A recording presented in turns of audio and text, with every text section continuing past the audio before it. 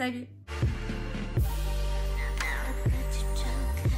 J'espère que vous allez bien. Aujourd'hui, je vous retrouve dans une vidéo où on va parler un petit peu de notre budget, de comment faire pour arriver à économiser le maximum d'argent, comment faire pour éviter de faire des dépenses superflues, des choses à éviter, des choses à mettre en place éventuellement si vous avez envie de faire attention à votre porte-monnaie, si vous avez envie de faire des économies et surtout si vous n'avez plus envie de dépenser inutilement votre argent. Si ce genre de contenu vous plaît et surtout si ça vous a aidé, n'oubliez pas de liker la vidéo, de me laisser un petit commentaire en me disant tout simplement si vous avez une astuce à vous que j'ai pas citée, parce que je vais pas forcément tout citer, je vais citer des choses qui pour moi sont cohérentes par exemple avec mon mode de vie à moi, mais du coup voilà, si vous avez une astuce ou quoi, quelque chose que vous faites depuis des années qui fonctionne pour vous, etc., n'oubliez pas, vous avez la barre de commentaires pour ça, n'hésitez pas à laisser un petit commentaire et à faire partager en fait tout simplement votre astuce à tout le monde. N'oubliez pas également de vous abonner à la chaîne YouTube pour ne pas manquer les prochains contenus. Vous avez le bouton s'abonner en bas de l'écran. Je vous inviterai à activer la cloche de notification. Ça vous permettra de savoir quand une prochaine vidéo sort. Et je vous laisse également mes autres réseaux sociaux, TikTok, Instagram. Si vous avez envie de me rejoindre là-bas, c'est avec grand plaisir. Et nous, on est parti pour le début de cette vidéo. Tout d'abord, je voulais vous parler d'une application, d'un site internet, tout simplement, qui va vous permettre tout simplement de pouvoir gagner de l'argent sur ce que vous allez dépenser. Vous allez comprendre pourquoi. Cet début de vidéo est en collaboration avec Igral. J'avais le projet de faire cette vidéo tout simplement de budget, etc. avec voilà, des astuces pour économiser, pour essayer de dépenser moins, etc. etc. Puis je reçois un mail de la marque Igral qui me propose une collaboration avec eux, un partenariat. Et je me suis dit, ça tombe pile poil parce que je connais le principe de Igral. C'est vrai que je m'étais inscrite sur cette plateforme il y a très longtemps et en fait, je ne sais pas pourquoi, j'ai jamais pris les devants pour l'utiliser, etc. Je suis bien consciente que en fait, ça a un réel intérêt. Si vous ne connaissez pas la plateforme Igral, c'est tout simplement une application, un site internet qui vous propose de faire du cashback. Le cashback, c'est quoi? En fait, ça va tout simplement vous permettre de rembourser une partie de vos achats que vous avez effectués en ligne. Voilà, c'est tout simplement ça, le cashback. Il y a des personnes qui disent clairement qu'elles gagnent quand même leur petit billet avec Igral, donc je me suis dit que ça pouvait être vraiment sympa de le partager avec vous. Pour parler un petit peu plus de Igral, tout simplement en fait c'est une application, je vous la montre juste ici, où vous avez quand même plus de 1800 marchands de tous les secteurs qui sont partenaires avec Igral. Vous avez Sephora, vous avez Asos, il y a la SNCF, il y a Uber Eats, enfin voilà, vous pouvez récupérer du cashback sur beaucoup de choses, pas que sur la beauté, etc., la mode, tout ça, vraiment sur plein de choses. Donc n'hésitez pas à aller faire un petit tour sur ce qu'ils proposent, sur les marchands qui sont en partenariat avec eux. Donc c'est vraiment intéressant. Comment ça fonctionne? C'est tout simplement qu'en fait les marchands qui sont sur l'application Igral reversent une partie, on va dire une commission à Igral, et Igral vous reverse encore une partie. C'est gratuit, c'est totalement sécurisé, il n'y a pas de revente de données non plus. Ce qui est pratique vraiment et ce qui est très intéressant, c'est que vous pouvez cumuler votre cashback avec les soldes, avec les promos, etc. qu'il y a en cours sur les sites, avec des codes promo aussi. Donc vraiment en fait c'est une accumulation de petites choses qui fait qu'au final c'est tout bénef pour vous. Sur ce site vous avez du coup une cagnotte forcément qui monte en fonction du nombre de fois que vous allez faire des commandes en ligne, etc. Dès que vous atteignez 20 €, vous pouvez récupérer les sous. Donc ça c'est hyper intéressant. C'est même pas sous forme de bon cadeau ou autre, même si vous pouvez également le faire, le transformer sous forme de bon cadeau. Vous pouvez récupérer l'argent. En fait, vous récupérez de l'argent. Ça, c'est un truc de fou. Vous pouvez récupérer en virement bancaire, soit sur votre compte PayPal, ou soit, comme je vous ai dit, en chèque cadeau. Vous avez des marchands qui sont mis en avant et c'est tout simplement les marchands sur lesquels vous avez le plus de cashback, parce que du coup ça peut être 1%, 2%, 3%, 4%, 10% de cashback, donc de votre somme totale que vous récupérez. Donc là par exemple chez Marionnaud, j'en ai eu pour 15 € et j'ai 7% ou 6%, je sais plus, de cashback que j'ai récupéré. Donc franchement c'est hyper cool. Ça veut dire que des fois c'est quelques cents, quelques euros, mais honnêtement entre vous et moi, il n'y a pas de petites économies. Si tu peux récupérer 1 €, 50 centimes, 2 €, vaut mieux que tu les récupères plutôt que tu les donnes au site en question. C'est toujours plus intéressant de les récupérer, ça fait toujours une économie en plus. Enfin moi je le vois comme ça, je sais pas vous, mais moi je trouve ça intéressant. Et puis quelques centimes, plus 1 € plus 2 €, etc. bah, vous arrivez vite quand même à un truc assez intéressant. Donc moi je trouve ça plutôt cool. Ça ne vous coûte rien en fait d'utiliser Igral, c'est juste un plus. Il faut juste bien faire attention d'activer le cashback. C'est-à-dire qu'il faut passer en fait par l'application. Vous allez sur la fiche du site marchand sur lequel vous voulez aller faire vos achats. Moi en l'occurrence c'est Marionnaud, je clique dessus, j'active le cashback et ça me redirige directement sur la page du site internet. Voilà, il faut juste penser à activer le cashback. Et sinon, vous avez des petites extensions qui existent sur le téléphone. Moi, je l'ai installé sur mon téléphone. L'application vous demande d'office est-ce que vous voulez installer l'extension qui vous permet en fait de savoir quand est-ce qu'il y a du cashback sur tel ou tel site où vous allez. Donc, ça, c'est plutôt cool. Et vous pouvez aussi le faire sur l'ordinateur. Donc, voilà. Ce qui est hyper intéressant, c'est que moi, je vous propose à travers cette collaboration quand même un avantage qui est important, c'est-à-dire que si vous passez par mon lien de parrainage que je vais vous laisser en barre d'infos, vous gagnez d'office 10 € pour toute inscription dans votre cagnotte. Donc déjà, c'est hyper intéressant parce que tu gagnes tout de suite 10 € au lieu de 3 € normalement si tu passes pas par un lien comme ça en collaboration. Tu gagnes que 3 €. Donc là, on est déjà à la moitié des 20 € pour pouvoir se faire un virement. Tu vois, genre Igral te donne, en fait, t'offre 10 €. Moi, je trouve ça génial. Mais il faut utiliser mon lien de parrainage pour avoir droit à ces 10 €. Forcément, c'est un lien d'affiliation. Je gagne aussi une petite commission. C'est un lien d'affiliation. Je suis totalement transparente avec vous. Mais vous êtes gagnante, je suis gagnante. Je trouve que c'est un bon compromis. Je sais pas ce que vous en pensez, mais moi, je trouve ça sympa. En tous les cas, moi, je trouve que c'est une super bonne astuce, une super bonne idée, un super bon plan, en fait, de tout simplement faire ses achats avec Igral sur internet. Voilà pour la parenthèse sur le site Igral. Premier bon plan, première astuce pour faire des économies, dépenser moins et avoir plus d'argent dans son porte-monnaie. Ça fait un moment que j'avais envie de tester ça. Je vous avouerai que le moment où je vous filme, je l'ai pas encore testé, je l'ai pas encore mis en application, mais je pense que ça peut être hyper sympa. C'est tout simplement, vous savez, un petit carnet comme ça, tout simplement, qui va vous aider à faire vos dépenses. Je sais pas si vous avez déjà vu ça, je sais plus comment ça s'appelle. En gros, c'est un petit carnet, vous avez des enveloppes à l'intérieur et au début de chaque mois, vous mettez votre budget par enveloppe et vous devez vous y tenir. Ce qui implique que ce sont que des dépenses en espèces. Moi, j'ai fait un petit peu la liste des choses.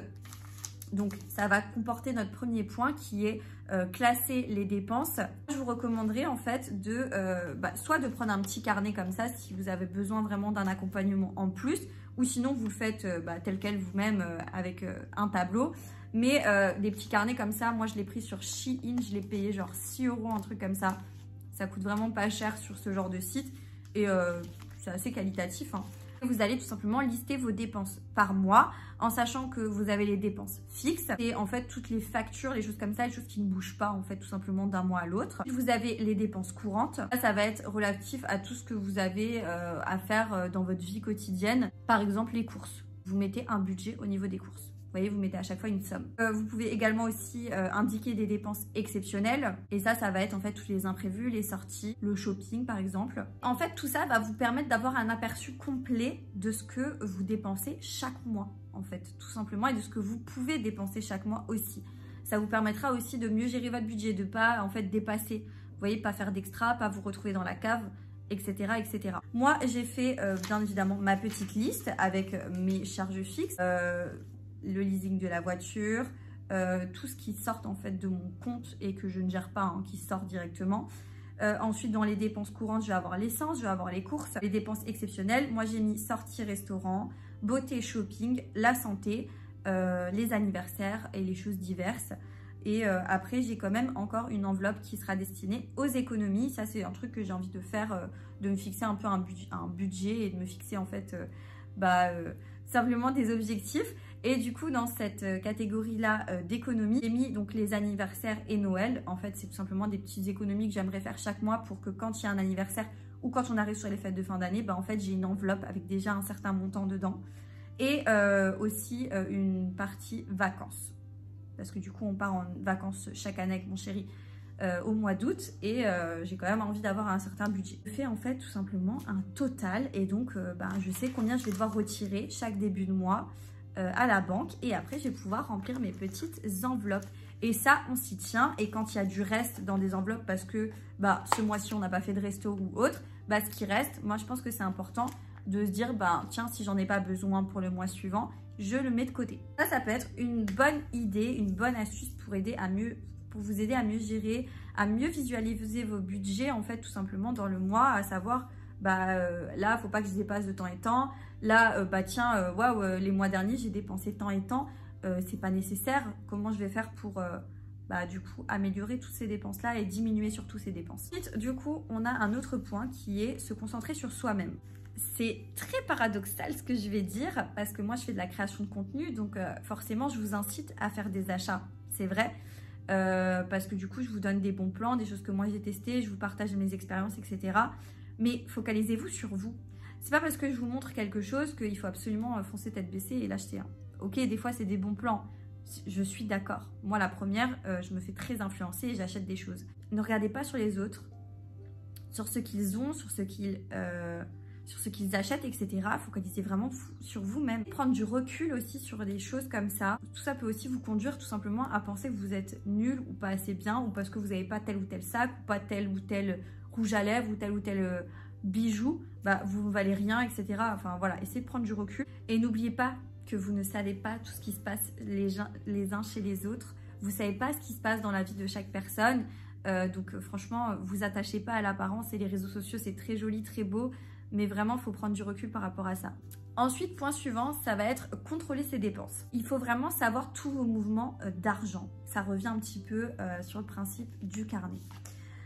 En fait, vous ne pouvez pas vous dire, tiens, aujourd'hui, je vais dépenser, je vais là, hop, c'est 5 €, vas-y, je donne 5 €. En fait, 5 €, plus 5 €, plus 5 €, plus 5 €, ça fait énorme. Euros pour manger chaque midi. Par exemple, si vous travaillez à l'extérieur et que tous les midis, vous allez manger un petit truc pour 10 €, c'est énorme. Vous vous rendez pas compte sur le moment, 10 €, ça semble pas énorme, mais en fait, c'est énorme. Ça fait du 50 € par semaine si vous travaillez 5 jours par semaine. Et ça revient à 200 € par mois. 200 € par mois. C'est juste énorme pour manger le midi. Moi, je vous recommanderais de faire des plats chez vous. Ça, c'est déjà une astuce, c'est un conseil que je peux vous donner. C'est chiant, ça prend du temps.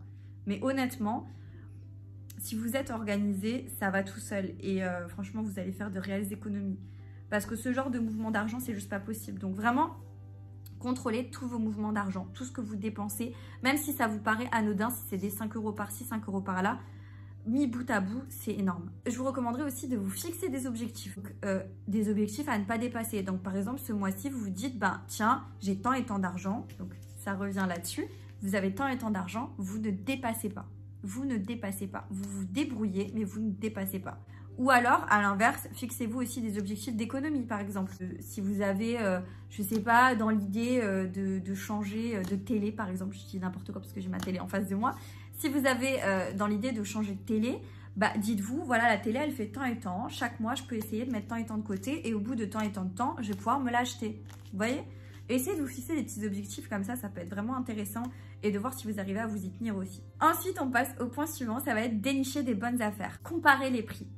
Partout, comparer les prix. C'est hyper important, vous vous rendez pas compte, mais des fois, il y a des différences de prix qui sont de quelques euros, mais encore une fois, quelques euros, plus quelques euros, plus quelques euros, c'est énorme. Donc vraiment, comparer les prix. N'ayez pas peur de faire les courses dans tel ou tel magasin, ou dans tel ou tel endroit, ou de prendre telle ou telle catégorie de produits. Et n'oubliez pas que parfois, les marques, je parle bien des marques, dans les magasins de courses par exemple, c'est pas synonyme que de positif ou de bonne chose qu'il y a à l'intérieur. Et en général, ils n'ont pas la meilleure compo. Point suivant, il y a des achats à éviter, qui en fait ne sont pas nécessaires, mais qui cumulés forcément coûtent cher.